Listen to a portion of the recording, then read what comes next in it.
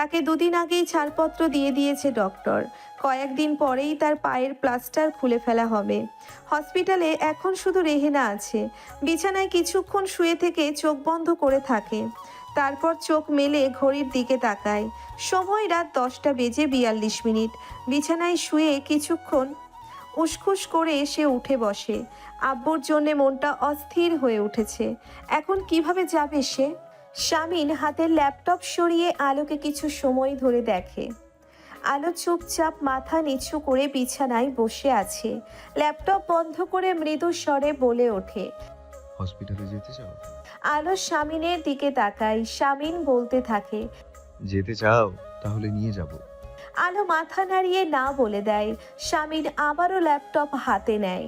আলো বলে ওঠে, আর 23 দিন পরে এমনিতেই চলে যাব, তার আগে এত ঘন ঘন যাওয়া আসা করার কি দরকার?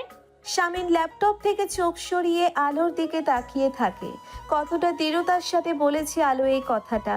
কিছু সময় চুপ থেকে শামিন বলে, শিওর তুমি আমাকে ছেড়ে 23 দিন পরে চলে যাবে? এতটা আত্মবিশ্বাসের সাথে বলছো? হ্যাঁ। শামিনের চোখে চোখ রেখে বলে আলো। আতায়ুর আলম আলোর পাশে দাঁড়িয়ে থাকা শামিনের দিকে তাকিয়ে আছে। সে তার সামনে তেজি প্রতিহিংসাপরায়ণ ভয়ঙ্কর ছেলেটাকে দেখে কিছুটা অবাক হচ্ছে। শামিনের চোখে মুখে আগের হিংস্রতা সে দেখতে পাচ্ছে না।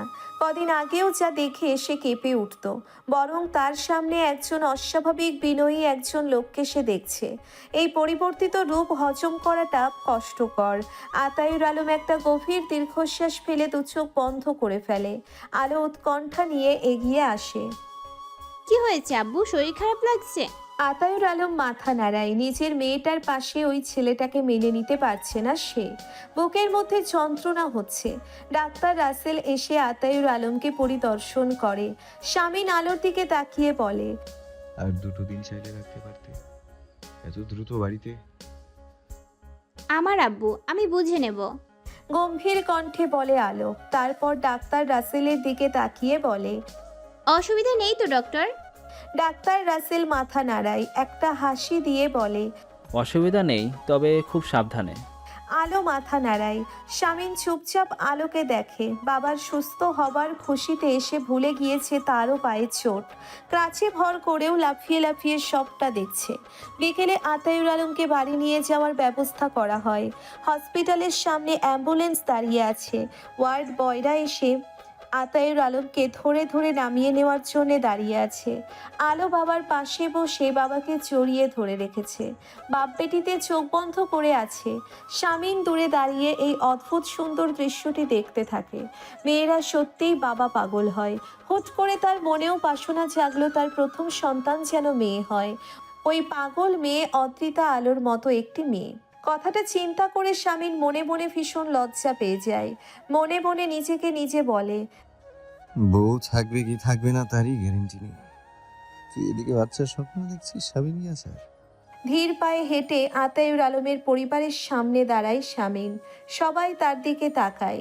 সবার মুখের দিকে এক পলক তাকিয়ে খুবই ঠান্ডা গলায় আলোকে বলে, তুমি চাইলে তোমার বাবা মায়ের সাথে যেতে পারো। আলো কদিন ওখানে থাকবে? আলো শামিনের কথায় একটা তাচ্ছিল্যের হাসি হাসে।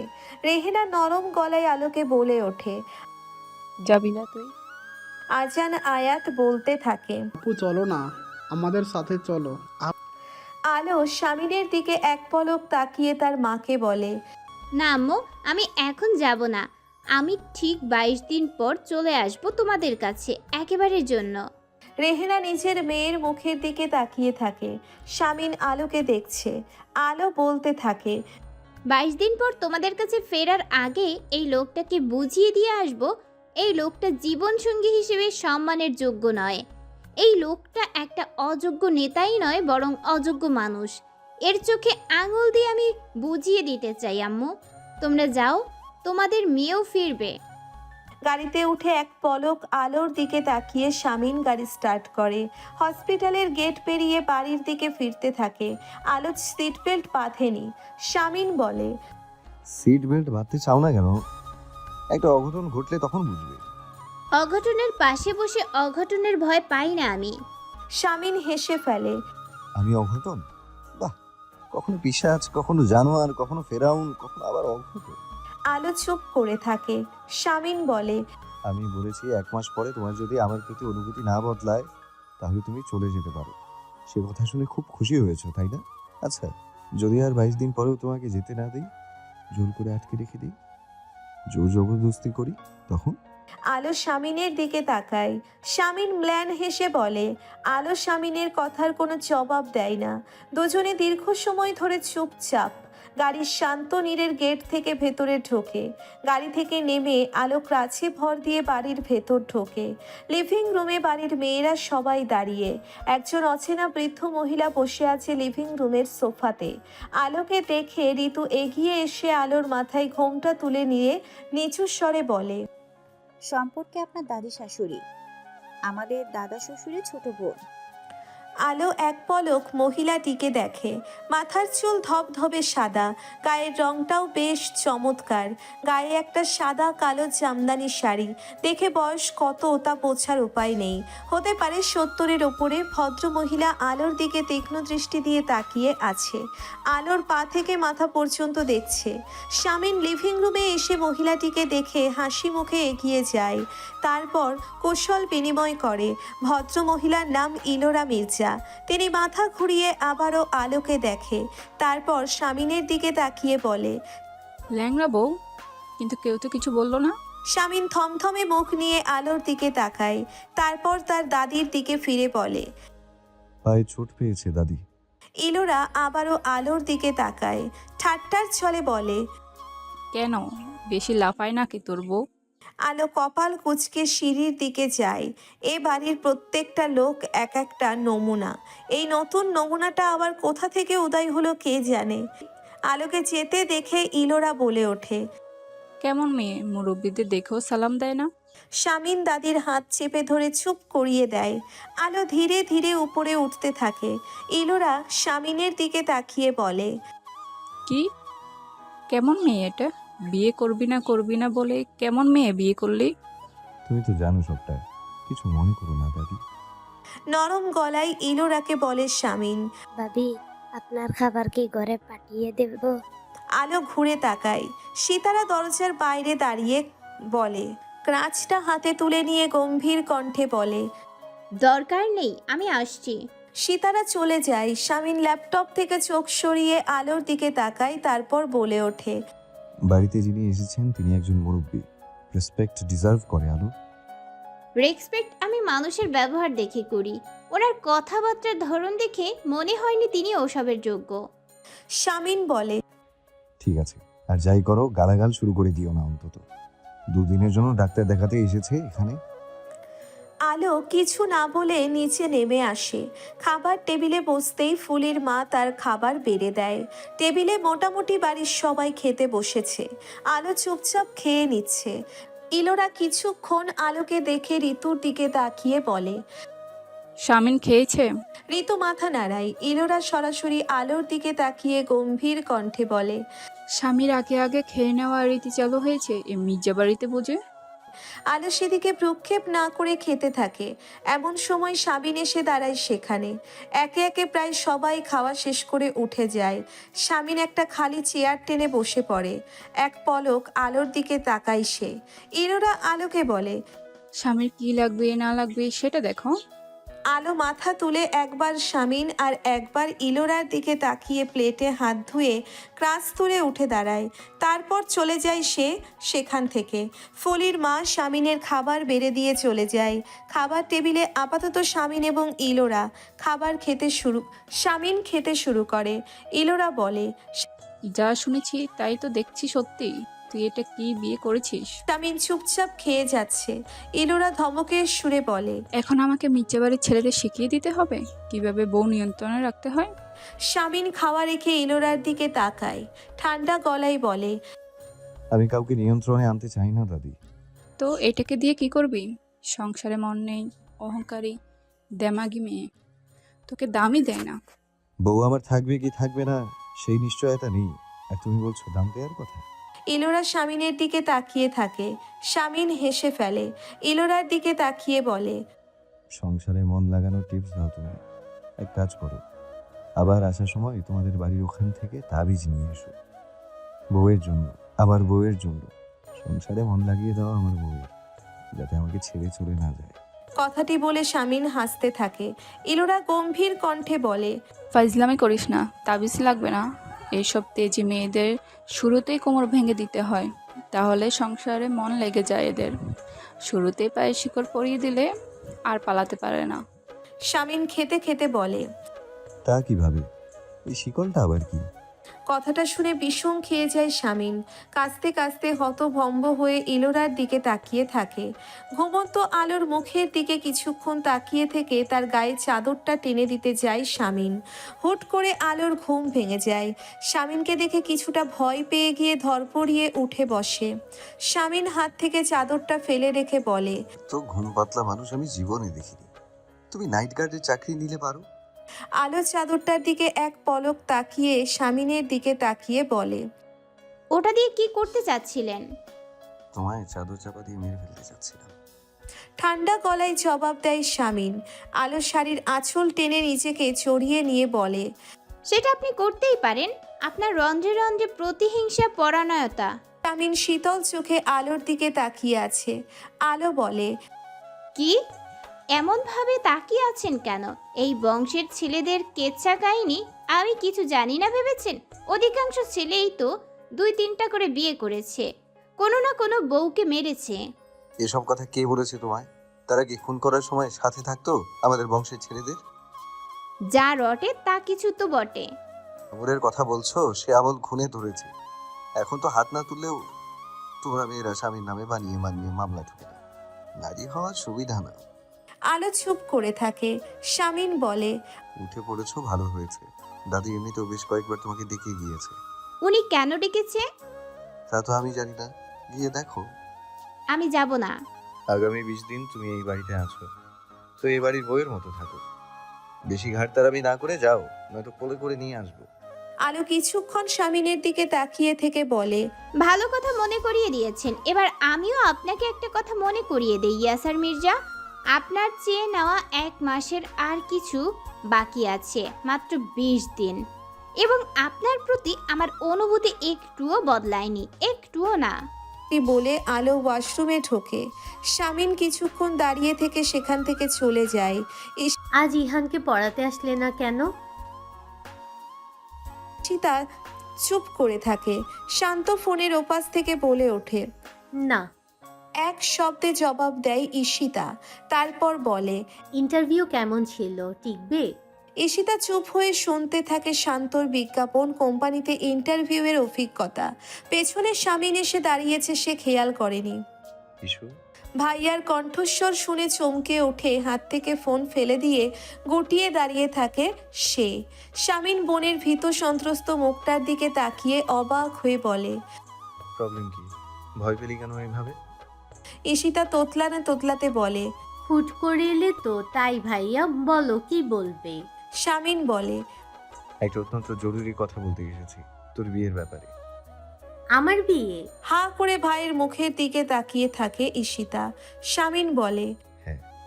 ঈশিতা চোখ মুখ কুঁচকে বলে, ইসমামকে রেখে আবার আমাকে নিয়ে পড়লে কেন ভাইয়া? আমি তো কোনো ছেলের জন্য স্লিপিং পিলস খাইনি।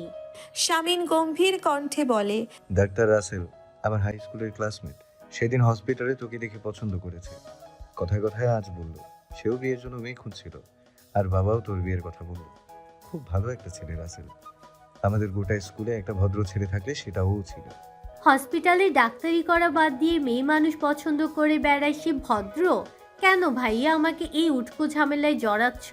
বলছি তো বিয়ে করব না এত তাড়াতাড়ি, ধুর। ঈশিতা ভাইয়ের ওপর রাগ দেখিয়ে চলে যায় নিজের ঘরে। শামিন কিছুক্ষণ দাঁড়িয়ে থেকে নিজের ঘরের দিকে পা বাড়ায়। আলো ঘর থেকে বেরিয়ে আসে। আলোর পায়ের প্লাস্টার খুলে ফেলা হয়েছে গতকাল। শামিন দাঁড়িয়ে পড়ে। ক্র্যাচ কোথায় তোমার? ওটার আর প্রয়োজন নেই, খুঁড়িয়ে খুঁড়িয়ে বেশ হাঁটতে পারি। আলো হাঁটতে থাকে। শামিন আলোর পিছু পিছু আসে। আলো গম্ভীর কণ্ঠে বলে, ওটা একটা বোঝা। তুমি আগে আগে যাচ্ছ তাই? আলো চুপ হয়ে যায়। শামিন বলে, প্লাস্টার খোলার সাথে সাথে নিজের আগের রূপ ধারণ করেছো দেখছি। রয়ে শোয়ে হাঁটো, আবার পড়ে। স্বামীর কথাটা বলে শেষ করতে পারে না। আলো পুনরায় হোঁচট খেয়ে পড়ে যেতে নেয়। স্বামীন খপ করে ধরে ফেলে আলোকে। আলো বড় বড় নিঃশ্বাস নিচ্ছে। 1 মিনিট পর নিজেকে ধাতস্থ করে স্বামীনের দিকে তাকায়। স্বামীন তাকে শক্ত করে ধরে রেখেছে। নিজেকে ছাড়িয়ে নেয় আলো। স্বামীন বলে, এইবার পড়ে গেলে বেশ হতো, বাম্পাটাও ভেঙে হুইল চেয়ারে বসে থাকতে। আগামী 6 মাসের জন্য যেতে পারতে না কোথাও স্বামীর বাড়ি ছেড়ে। আমার ধরাটা উচিত হয়নি, আসলে তোমাকে ধাক্কা মেরে ফেলে দিই। আলো 1 মিনিট চুপ করে থেকে অতি সাবধানে সিঁড়ি ভাঙতে থাকে। পায়ের গোড়ালিতে এখনো বেশ যন্ত্রণা হয় তার। ধীরে ধীরে নেমে লিভিং রুমে দাঁড়ায়। ইলোরা মির্জার ব্যাগপত্র গুছিয়ে রাখা লিভিং রুমে। আজ সে চলে যাবে। আলো ধীর পায়ে তার সামনে গিয়ে দাঁড়িয়ে বলে, পিছু পিছু আসছেন কেন? আমাকে ডেকেছিলেন?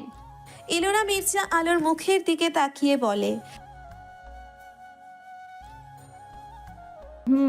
আমি আর চলে যাচ্ছি, তোদের বেশি সময় দিতে পারলাম না। আলো মনে মনে বলে। কে চেয়েছে আপনার সময়? আপনি কেটে পড়ুন। ইলোরা নিজের পার্স ব্যাগ থেকে একটা স্বর্ণের চেইন বের করে। আলো কিছু বুঝতে পারছে না। স্বামীন গিয়ে আলোর পিছনে দাঁড়ায়। ইলোরা আলোকে চেইনটা পরিয়ে দিতে দিতে বলে, বউ দেখা উপহার, যদিও তোমাকে আমার পছন্দ হয়নি খুব একটা, তবুও নাতির মুখের দিকে তাকিয়ে দিলাম। আলো ইলোরার দিকে তাকিয়ে আছে। ইলোরা বাড়ির সবার থেকে বিদায় নিয়ে স্বামীনের দিকে তাকায়। তারপর বলে, শিকল পরানোর বিষয়টা মাথায় রাখিস সামিন, সময় থাকতে শিকল পরিয়ে দে, ওটাতেই কাজ হবে। আলো কিছু না বুঝে একবার স্বামীন আর একবার ইলোরার দিকে তাকায়। স্বামীন হেসে ইলোরাকে বলে, সে দেখা যাবে, তুমি চাপ নিও না দাদি। ইলোরাকে বিদায় জানিয়ে ঘুরে দাঁড়াতেই দেখে আলো তার দিকে তাকিয়ে আছে। গম্ভীর কণ্ঠে বলে ওঠে, কাকে শিকল পরানোর কথা বলছিল আপনার দাদি? স্বামীন থতমত খেয়ে যায়। বলে, সেটা আমার এবং দাদির কথা, তুমি রাগ গলাচ্ছ কেন? আপনাদের বংশের মেয়েগুলো আপনাদের থেকে কম না কোনো অংশে। কথাবার্তা, চালচলন সব ক্রিমিনালদের মতো। ঈশিতাও কি সেরকম? স্বামীন আলোকে প্রশ্নটা করে সরাসরি আলোর চোখের দিকে তাকিয়ে থাকে। আলো নরম গলায় বলে, না, ঈশিতাপু ওরকম না, ওই একজনই ব্যতিক্রম। আমার ছোট ভাই ইসমামও ব্যতিক্রম। এসব পলিটিক্স, মারপিট, গুন্ডামি থেকে সবসময় দূরে থাকে। ওর সাথে মিশলে বুঝতে কি চমৎকার একটি ছেলে। আলো স্বামীনের দিকে তাকিয়ে থেকে স্বামীনের কথাটা শোনে। সে আর কোনো কথা বাড়ায় না। দুপুরে সবাই একসাথে খাবার টেবিলে খেতে বসেছে। ইমতিয়াজ মির্জা বাদে টেবিলে বাড়ির সবাই রয়েছে, অথচ পুরো ডাইনিং রুম জুড়ে পিনপতন নীরবতা বিরাজ করছে। কিছুক্ষণ পরপর শুধু চামচের ঠোকাঠুকির শব্দ শোনা যাচ্ছে। কিছু সময় পরে ইলহাম স্বামীনের সাথে বাড়ির ব্যবসার আলাপ জুড়ে দেয়। ইসমামকেও সে শুনতে তাগাদা দেয়, কিন্তু ইসমাম কোনো আগ্রহ দেখাচ্ছে না। ঋতু কয়েক লোকমা খেয়ে প্লেট সরিয়ে রাখে। তার একেবারেই খেতে ইচ্ছে করছে না, খুব বমি পাচ্ছে। আলো এক পলক ঋতুকে দেখে না চাইতেই কিছু সরে বলে ফেলে, না চাইতেই নিচু স্বরে বলে ফেলে, তোমার কি কোনো সমস্যা হচ্ছে? স্বামীন আলোর দিকে তাকিয়ে ঋতুর দিকে তাকায়। ইলহাম তাকিয়ে থাকে ঋতুর দিকে। ঋতু আলোকে বলে, না ভাবি, মাথা ঘুরছে শুধু। কথাটা শেষ করতে পারে না ঋতু। ভিমরি খেয়ে পড়ে যেতে নিলেই আলো খপ করে ঋতুকে ধরে। এমন সময় কলিং বেল বেজে ওঠে। ফলির মা গিয়ে দরজা খুলে দেয়। পরি হাসি হাসি মুখ করে বলে, কোথায় বাড়ির সবাই? খাচ্ছে পরি আপা, ডাইনিং রুমে যাও। পরি হেঁটে ডাইনিং রুমে গিয়ে দাঁড়ায়। তার হাতে একটা ফাইল। স্বামীর মাথা ঘুরিয়ে পরীকে দেখে বলে, ডাক্তার আপা হঠাৎ এলি যে? পরি মুচকি হেসে বলে, আজ মেজো ভাইয়ার কাছে এসেছি মিষ্টি খেতে। ইলহাম অবাক হয়ে বলে, আমার কাছে কি হয়েছে? ভাবির টেস্ট রিপোর্ট নিয়ে এসেছি। ইহানের ছোট ভাই বোন আসতে চলেছে ভাইয়া। ইলহাম থমথমে মুখ নিয়ে ঋতুর দিকে তাকায়। ঋতু তার স্বামীর দিকে তাকিয়ে আছে। স্বামীন কিছুক্ষণ পর মৃদু হেসে বলে, ঘরে গিয়ে বিশ্রাম নাও ঋতু। কংগ্রেচুলেশনস ভাইয়া। ঈশিতা ইলহামের দিকে তাকিয়ে বলে। ইলহাম শুকনো একটা হাসি দিয়ে প্লেটে হাত ধুয়ে উঠে পড়ে। ঈশিতা পরীর দিকে তাকিয়ে বলে, থাম্বার মতো দাঁড়িয়ে আছিস কেন? খেতে বস। পরি একটা মুচকি হাসি দিয়ে ইসমামের দিকে এক পলক তাকিয়ে ঈশিতাকে বলে। না আপু, পরে। দরজা ভেজিয়ে দিয়ে ইলহাম ঋতুর দিকে তাকায়। ঋতু বিছানায় আধশোয়া হয়ে বসে আছে, মাথাটা নিচু করে রেখেছে সে। ইলহাম এগিয়ে যায়, গিয়ে বিছানার একপাশে বসে। ঋতু মাথা তুলে ইলহামের দিকে তাকিয়ে বলে, আপনার সন্তান, আপনার যেটা ইচ্ছে হয় করতে পারেন, আমার কোনো মতামত নেই। ইলহাম ঋতুর দিকে তাকিয়ে বলে। ওষুধ ঠিকঠাক মতো খাওনি কেন? অনেকটা চড়া গলায় বলে ইলহাম।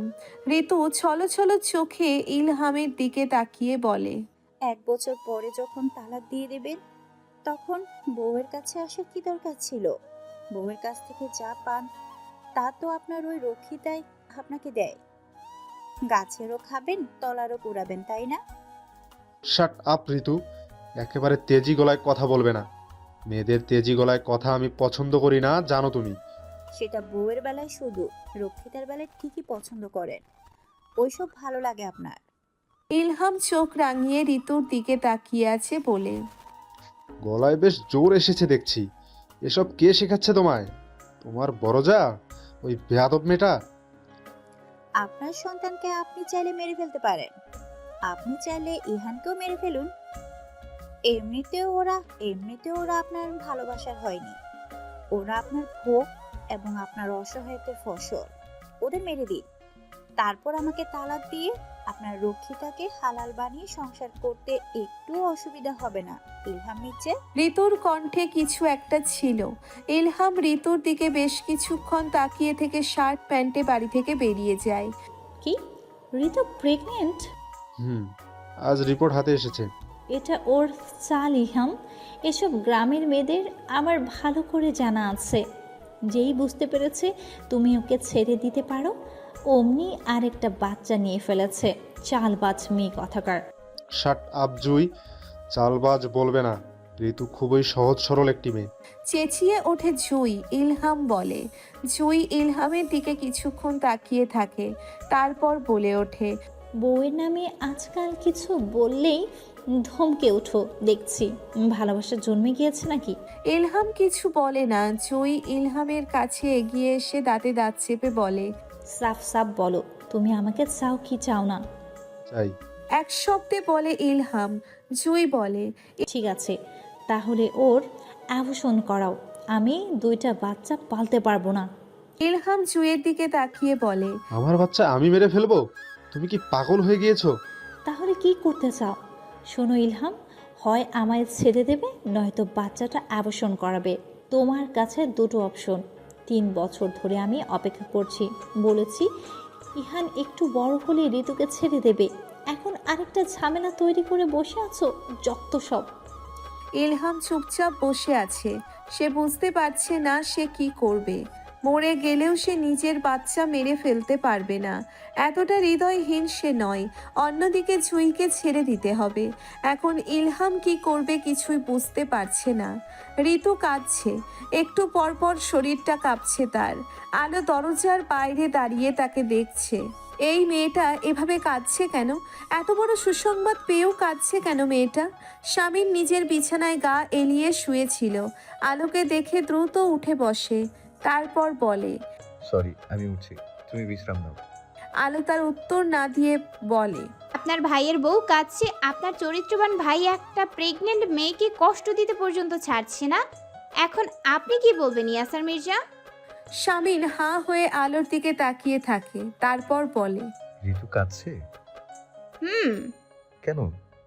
আপনার ভাই তার অ্যাবর্শন করাবে। তাকে 1 বছর রেখে তালাক দিয়ে পরকীয়া প্রেমিকাকে বিয়ে করবে আপনার ভাই। তেজি কণ্ঠে আলো বলতে থাকে। স্বামীন বিছানা থেকে নেমে দ্রুত পায়ে হেঁটে ইলহামের ঘরের দিকে যায়। ঋতুকে ঈশিতা ধরে রেখেছে। হুট করে স্বামীন ঘরে ঢুকে পড়তেই ঋতু চোখের পানি মুছতে ব্যস্ত হয়ে পড়ে। স্বামীন গম্ভীর কণ্ঠে বলে, মেয়েটিকে? ঋতু চুপ করে থাকে। স্বামীন ধমক দিয়ে বলে, মেয়েটিকে ঋতু? এমপির ভাগ্নি জুই। কাঁপা কাঁপা গলায় বলে ঋতু। আমার সাথে শুরুতেই তোমার বলা উচিত ছিল ঋতু। আলো স্বামীনের দিকে তাকিয়ে বলে, ভাইকে অন্ধের মতো বিশ্বাস করা মানুষ কি করত? ঋতুকেই চুপ করিয়ে রাখতেন। শামিন আলোর দিকে এক পলক তাকিয়ে ফোন বের করে ইলহামকে ফোন লাগায়। ওপাশ থেকে ইলহাম ফোনটা রিসিভ করতেই শামিন বলে ওঠে। কোথায় তুই? ইলহাম আমতা আমতা করে বলে, একটা কাজে এসেছি ভাইয়া। কেন? তুই যেখানেই থাকিস আগামী 1 ঘন্টার মধ্যে আমার সামনে আসবি ইলহাম। ইলহাম অবাক হয়ে বলে। কেন ভাইয়া? শামিন সে প্রশ্নের জবাব না দিয়ে ফোন কেটে দেয়। তারপর ঋতুকে বলে, এখানে বিশ্রাম করবি তুমি, ওদিকে যাই হয়ে যাক বের হবে না। ইলহাম চিন্তিত ভঙ্গিতে শামিনের দিকে তাকিয়ে আছে। গাড়ি শান্তি নীড়ের ভেতরে প্রবেশ করলেও গাড়ি থামিয়ে সে নেমে পড়ে। হেঁটে লিভিং রুম পেরিয়ে সোজা দোতলার করিডোরের দিকে যায়। খানিকটা দূরে আলো এবং ঈশিতা দাঁড়িয়ে, তাদের পাশে ইসমাম। ইলহাম এগিয়ে গিয়ে বলে। ভাইয়া কি হয়েছে? শামীম কিছু না বলে সশব্দে ইলহামের গালে এক চড় বসিয়ে দেয়। সবাই চুপচাপ দাঁড়িয়ে আছে। ইমতিয়াজ মির্জা নিজের ঘর থেকে বেরিয়ে আসে। ইলহাম হতভম্ব ভাব নিয়ে বলে, তুমি আমাকে মারলে ভাইয়া? জুয়ের সাথে তোর কি? ইলহামের মুখ শুকিয়ে যায় জুয়ের নাম শুনে। শামীম চেঁচাতে থাকে, বলছিস না কেন? জুয়ের সাথে কি? কিছু না ভাইয়া। কিছু না? না। শামীম পুনরায় একটা চড় বসিয়ে দেয় ইলহামের গালে। ইলহাম চেঁচিয়ে বলতে থাকে, তুমি আমাকে সন্দেহ করে আমার গায়ে হাত তুলছো, আবার আমার ছোট ভাই বোনের সামনে, তোমার বউয়ের সামনে? হ্যাঁ তুলছি। তুই যা করেছিস তাতে এটাই তোর উপযুক্ত শাস্তি। ইলহাম আলোর দিকে এক পলক তাকিয়ে ভাইকে বলে, কে দিচ্ছে তোমায় এসব বুদ্ধি? ওই মেয়েটা, তাই না? আসার সাথে সাথে ভাইয়ে ভাইয়ের সম্পর্ক নষ্ট করে দেওয়ার ফোন দিয়ে এটেছে। শামীম ইলহামের কলার ধরে বলে। ও তোর ভাবি, সম্মান দিয়ে কথা বল। আলো শামিনের দিকে তাকায়। ইলহামও ভাইকে দেখে, ইসমামও ভাইকে দেখে। ইলহাম ভাইয়ের দিকে কিছুক্ষণ তাকিয়ে থেকে ম্লান হাসে। তারপর নিজের কলার থেকে ভাইয়ের হাত ছাড়িয়ে দিতে দিতে বলে, জুয়ের সাথে আমার সম্পর্ক আছে এবং আমি তাকে বিয়ে করব। চেঁচিয়ে বলতে থাকে ইলহাম। নিজের ঘর থেকে ইলহামের সব কথা শুনছে ঋতু। তার দুচোখ বেয়ে অঝোর ধারায় পানি গড়িয়ে পড়ছে। শামীন একটা গভীর নিঃশ্বাস ফেলে ইলহামকে ধাক্কা দিয়ে বলে, বের হয় এই বাড়ি থেকে এক্ষুনি। ইলহাম ভাইয়ের দিকে তাকিয়ে বলে, ভাইয়া। আর কখনো যেন আমি তোকে এই বাড়ির ত্রিসীমানায় না দেখি। এক্ষুনি বের হ। ধাক্কাতে ধাক্কাতে ইলহামকে দোতলার সিঁড়ির কাছে নিয়ে আসে শামীন। ইলহাম কণ্ঠে তেজ নিয়ে বলে, তুমি কে বের করার আমাকে? শামীন গম্ভীর কণ্ঠে বলে ওঠে, আমি সব। তুই বের হ ইলহাম। তুমি আমার বাবাকে মারতো কেন বলো বাবা? বালি থেকে কেন তোলে দিতে বলতো? ইহান দূরে দাঁড়িয়ে অবাক চোখে তাকিয়ে আছে শামিনের দিকে। শামিন এগিয়ে গিয়ে ইহানকে কোলে তুলে নেয়। তারপর নরম গলায় বলে, তুমি তোমার ফুপির কাছে যাও বাবা, এখানে বড়রা কথা বলছে। শামিন ঈশিতার দিকে তাকাতেই ঈশিতা এসে ইহানকে নিয়ে চলে যায়। শামিন অগ্নি দৃষ্টি দেয় ইলহামের দিকে। ইলহাম এক পলক ইমতিয়াজ মির্জার দিকে তাকায়, তারপর শামিনের দিকে তাকিয়ে বলে, কি ভেবেছো তোমরা? তোমরা ছাড়া আমি অচল? আমার কোনো মুরদ নেই? থাকবো না এই বাড়িতে আমি। সব সময় তোমার কথা শুনে চলতে হবে ভাইয়া? আমি কাউকে ভয় পাই না, থাকবো না এই বাড়িতে। ইলহাম হনহন করে সিঁড়ি ভেঙে নিচে নামে। শামিন তার জায়গায় দাঁড়িয়ে আছে। একটু পরে ইলহামের গাড়ি স্টার্ট হবার শব্দ শোনা যায়। শামিন সোজা নিজের ঘরে চলে যায়। ইমতিয়াজ মির্জা তার ঘরে ঢোকে। শান্তিনীড়ের পরিবেশ এখন থমথমে হয়ে আছে। ঋতু নিজের ঘরে শুয়ে আছে চুপচাপ। কাঁদতে কাঁদতে শরীরটা তার নিস্তেজ হয়ে গিয়েছে। ইহান তার ফুপির কাছে স্বামীর নিজের ঘরে ল্যাপটপে কিছু কাজ করছিল। মেজাজ যথেষ্ট বিগড়ে রয়েছে তার। এখনও অফিসের অ্যাকাউন্টেন্টসকে মেসেজ করে দিচ্ছে ইলহামকে যাতে কেউ কোনো টাকা না দেয়। কিছুক্ষণ পরে ল্যাপটপ বন্ধ করে বারান্দার দিকে তাকায় সে। গুঁড়ি গুঁড়ি বৃষ্টি পড়তে শুরু করেছে বাইরে। বারান্দায় আলোর শাড়িটা মেলে দেওয়া ছিল। শুকনো শাড়িটা এভাবে ভিজে যাবে দেখে শামিন এদিক ওদিক তাকায়। ঘরে আলো নেই। ল্যাপটপ সরিয়ে রেখে সে নিজেই উঠে পড়ে বারান্দায় যায় শাড়িটা তুলে দিতে। শাড়িটা দ্রুত তুলে নিতে গিয়ে হঠাৎ খেয়াল করলো কিছু একটা নিচে পড়ে গিয়েছে। শামিন নিচে তাকাতেই তার চোখ মুখ ফ্যাকাশে হয়ে যায় লজ্জায়। গুঁড়ি গুঁড়ি বৃষ্টি পড়ছে তার ভিতরেও কপালে বিন্দু বিন্দু ঘাম জমছে তার। বোকার মতো মেয়েদের জিনিসে হাত দেওয়া তার উচিত হয়নি এভাবে। কিন্তু সে কিভাবে জানবে মেয়েরা শাড়ির নিচে তাদের ব্যক্তিগত পোশাক শুকাতে দেয়? নিচে পড়ে থাকা বস্তুটার দিক থেকে চোখ সরিয়ে শাড়িটা জায়গা মতো রেখে দেয়। যার জিনিস সে এসে নিয়ে যাবে। ভিজুক শামিন শাড়িটা দড়িতে রেখে ঘুরে দাঁড়াতেই দেখে বারান্দায় দরজার কাছে দাঁড়িয়ে আলো তার দিকে তাকিয়ে আছে। তার চোখে মুখে ক্ষোভ। স্বামীর একটা ঢোক গিলে ফেলে। তার ষষ্ঠ ইন্দ্রিয় বলছে এক্ষুনি যুদ্ধ লেগে যাবে। হয়েছেও তাই। খুঁড়িয়ে খুঁড়িয়ে আলো এসে তার জিনিসপত্র তুলে নিয়ে স্বামীনের দিকে তাকিয়ে চেঁচিয়ে ওঠে।